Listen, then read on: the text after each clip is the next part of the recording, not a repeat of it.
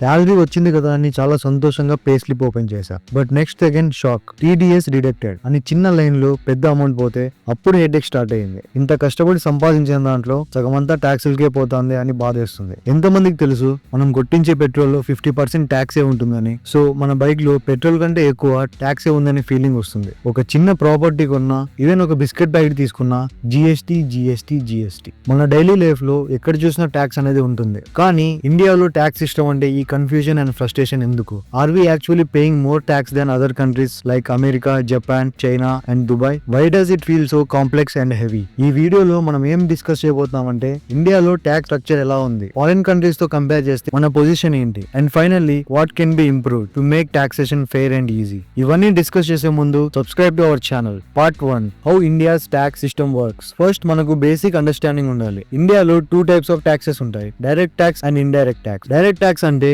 Directly మీ income పైన లేకపోతే మీ company profits పైన గవర్నమెంట్ కి పే చేయాలి. Example, income tax, corporate tax. Suppose మీకు 7 lakhs per year శాలరీ వస్తుంది అనుకుందాం. ఆ ఇన్కమ్ పైన స్లాబ్స్ ఉంటాయి, like 0 to 3 lakhs 0%, 3 lakhs to 6 lakhs 5%, 6 lakhs to 9 lakhs 10%, and so on. Maximum 30% వరకు ట్యాక్స్ పడుతుంది. అంటే మీరు సంపాదించే 1 lakh లో 30,000 గవర్నమెంట్ కి వెళ్ళిపోతుంది. ఒక్క ఇన్కమ్ ట్యాక్స్ అనే కాదు, మనం ట్యాక్స్ ని చాలా రకాలుగా పే చేస్తున్నాం. ఇండైరెక్ట్ ట్యాక్స్, ఇది మనం డైలీ లైఫ్ లో పే చేస్తున్న ట్యాక్స్. మనం ఏ వస్తువు కొన్నా, ఏ సర్వీసెస్ తీసుకున్నా జిఎస్టీ పడుతుంది. జిఎస్టీ స్లాబ్స్ ఏంటంటే it may be 5%, 12%, 18% or even 30% depending on the product. For example, మీరు ఒక కాఫీ షాప్ లో 150 రూపీస్ బిల్ చేశారు, దాంట్లో 7 rupees to 10 rupees జిఎస్టీ ఉంటుంది. సినిమాకి వెళ్లారు అంటే టికెట్ ప్రైస్ లో ఆల్మోస్ట్ 18% జిఎస్టీ ఉంటుంది. అలానే బిల్డింగ్ కన్స్ట్రక్షన్ లో, గోల్డ్ పర్చేస్ లో, ల్యాండ్ రిజిస్ట్రేషన్ లో stamp duty, customs duty, excise duty, ఇలా చాలా రకాలుగా ఇండైరెక్ట్ ట్యాక్సెస్ సైలెంట్ గా చార్జ్ చేస్తున్నారు. మనం నార్మల్ గా ప్రోడక్ట్ ప్రైస్ చూస్తాం,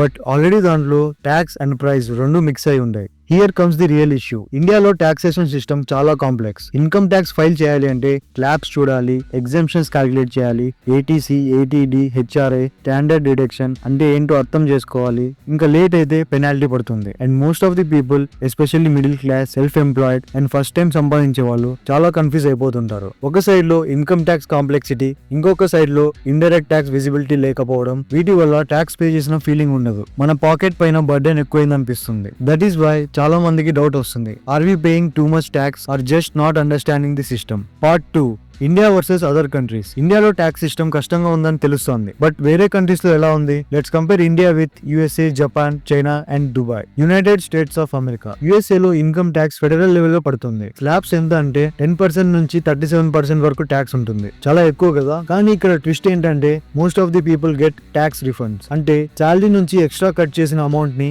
ఇయర్ ఎండ్ లో గవర్నమెంట్ మళ్ళీ రిటర్న్ చేస్తుంది. ఇంకా ఇండైరెక్ట్ ట్యాక్స్ అంత ఎక్కువ ఏమి ఉండదు. జిఎస్టీ లాంటి సిస్టమ్ లేదు, జస్ట్ సేల్స్ ట్యాక్స్ ఉంది, యూజువల్లీ 6% to 8%. అండ్ బోనస్ ఏంటి అంటే ట్యాక్స్ ఫైలింగ్ ప్రాసెస్ చాలా simple. Most of it refilled ఉంటుంది. People just review and submit, that's it. No confusion, no tension. అమెరికాలో system simple, people know where their money is going and most importantly they feel respected. Japan లో income tax చాలా ఎక్కువగా ఉంటుంది, up to 45%. Yes, that's a lot. But why don't people complain? Simple, education free or low cost. Healthcare is totally covered by government. Public transportation, cleanliness, safety, ఇవన్నీ next level ఉంటాయి. So Japanese feel that yes, we are paying tax, but we are getting great service back. Consumption tax is just 10%, fixed and clean system. And most importantly, government is efficient. Bribery, paperwork headache, ఇవన్నీ చాలా తక్కువ.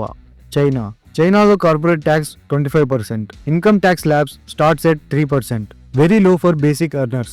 Yes, rules are strict, but government system digital, fast and low corruption. People file taxes online, fast, smooth and centralized system. In China, people fear the law, but they don't fear the system. Dubai, ఈ దేశాన్ని చూసి చాలా మంది jealous feel అవుతూ ఉంటారు. ఎందుకంటే income tax 0, only 5% value added tax, అది కూడా సెలెక్టెడ్ ఐటమ్స్ మీదనే. That is why Indian startups, freelancers, NRI investors అందరికీ దుబాయ్ అంటే ఒక ఫేవరెట్ డెస్టినేషన్. దుబాయ్లో మీకు శాలరీ ఎంత వస్తుందో అంత మీ పాకెట్లోనే ఉంటుంది, గవర్నమెంట్ కి షేర్ లేదు. ఇండియాలో ట్యాక్స్ రేట్ యుఎస్ఏ, చైనా లాంటి కంట్రీస్ తో సిమిలర్ గా ఉంది. But why Indians are so frustrated with taxes? Answer is clear. Tax rate కాదు, ట్యాక్స్ సిస్టమ్ కాంప్లెక్స్ గా ఉంది. Slabs, exemptions, deductions, forms, portals, delay, penalties, ordinary citizen కి complete confusion. And second major problem, returns ఎక్కడ లేవు. School fees costly, Private hospitals mandatory. No social safety. Infrastructure is slow.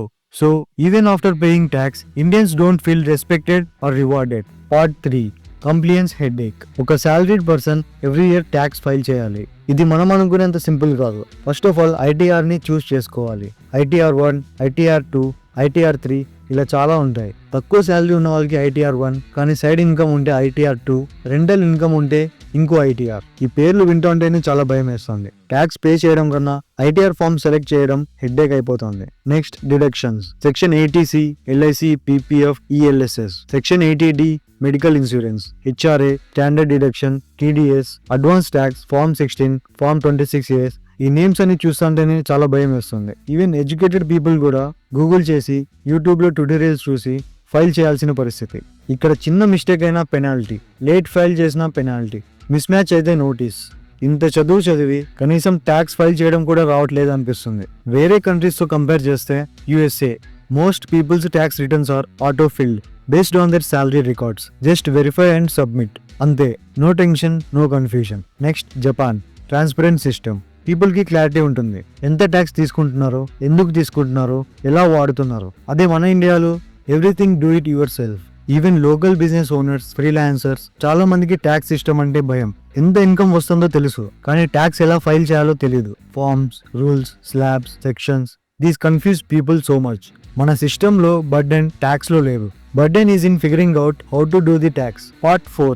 Where does all the tax go? మన tax ని ఎలా వాడుతున్నారు? ఇది ప్రతి tax payer కి వచ్చే క్వశ్చన్. ప్రతి శాలరీలో నుంచి ఇన్కమ్ ట్యాక్స్ తీస్తున్నారు. ప్రతి పర్చేస్ నుంచి జిఎస్టీ తీస్తున్నారు. పెట్రోల్ లో ట్యాక్స్, టోల్ లో ట్యాక్స్. బట్ ఇవన్నీ ఎక్కడ వాడుతున్నారు? Let's break it down. India budget లో ట్యాక్స్ రెవెన్యూ మొత్తం యూజ్ చేసేది defence, soldiers, weapons and border protection.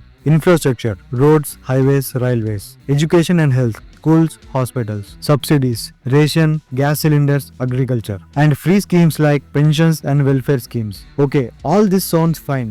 కానీ ఇష్యూ ఏంటంటే క్వాలిటీ. గవర్నమెంట్ హాస్పిటల్ వెళ్తే డాక్టర్ ఉండడు, బెడ్స్ ఉండవు, మెడిసిన్స్ ఉండవు. బీపీఎల్ పేషెంట్ కి సర్జరీ చేయాలంటే 3 months వెయిట్ లిస్ట్. ఇంకా గవర్నమెంట్ స్కూల్స్ లో ప్రాపర్ ఇన్ఫ్రాస్ట్రక్చర్ ఉండదు. ఇంకా రోడ్స్ గురించి చెప్పాల్సిన అవసరం లేదు. ఈవెన్ హైవేస్ లో accidents because of bad maintenance. అప్పుడు మనకు ఒక క్వశ్చన్ వస్తుంది, నేను పే చేసే ట్యాక్స్ కి రిటర్న్ ఎక్కడ? ఇది వేరే కంట్రీస్ తో కంపేర్ చేసుకుంటే like Japan, tax rates are high but people are happy to pay. ఎందుకంటే అక్కడ health care is excellent, hospitals are clean, systems are digital, public transport is super efficient, bullet trains, buses, timings are perfect. People feel I'm getting something back for what I gave. మన ఇండియాలో tax rate normal గా ఉన్నా return మాత్రం జీరోలా కనిపిస్తుంది. Even educated tax payers feel cheated. Transparency లేకపోవడం, ground level corruption, political over promise, all these add to the disappointment. మన tax ఎలా వాడుతున్నారు అనేది పబ్లిక్ ఎక్స్పీరియన్స్ లో కనిపిస్తుంది. Part 5. Loopholes, black money and informal economy. ఇండియాలో పాపులేషన్ 140 crores కన్నా ఎక్కువ. అయితే గెస్ చేయండి, ఎంతమంది యాక్చువల్ గా ఇన్కమ్ ట్యాక్స్ రిటర్న్స్ ఫైల్ చేస్తున్నారు? Just around 6 to 7 crore people. అంటే less than 5% of population. Let's understand why. First reason, cash economy. In India, still huge part of business, especially small and medium enterprises, cash తో run అవుతాయి. Example, ఒక kirana shop, building contractor, gold dealer, real estate agent. వీళ్ళు mostly transactions cash లో చేస్తారు. Bank లో records ఉండవు, income declare చేయరు, tax కూడా పే చేయరు. Second reason, loopholes for the rich. Wealthy people కి ఇన్కమ్ ఉంటే ట్యాక్స్ ఆప్టిమైజేషన్ కోసం స్మార్ట్ సిఎస్ ఉంటారు. Offshore accounts, shell companies, trustees, capital gains exemptions, everything legal గా ప్లాన్ చేస్తారు. బట్ యాక్చువల్ ట్యాక్స్ చాలా తక్కువగా పే చేస్తారు. ఎగ్జాంపుల్, ఒక 10 crore ఇన్కమ్ ఉన్న business owner 1 crore tax pay చేయాల్సిన సిచ్యువేషన్ లో ఆ లూపోల్స్ అన్ని యూజ్ చేసుకుని ఓన్లీ 10 lakhs ట్యాక్స్ పే చేస్తారు. Third reason, real estate under valuation. ప్రాపర్టీకి ఉన్నప్పుడు మార్కెట్ వాల్యూ 1 crore ఉంటుంది, కానీ డాక్యుమెంట్ లో చూపించేది 60 lakhs మాత్రమే. ఇంకా మిగతా 40 lakhs బ్లాక్ లో సెటిల్మెంట్ చేస్తారు. ఇలా ఎందుకు చేస్తారంటే stamp duty, registration charges and income tax ఇవన్నీ తగ్గించడానికి. ఫైనల్లీ గవర్నమెంట్ కి లాస్. ఫైనల్ రిజల్ట్ ఏంటంటే poor people, no income, so subsidies and welfare schemes ఉంటాయి. Rich people, loopholes and lawyers తో సేఫ్ గా ఉంటారు.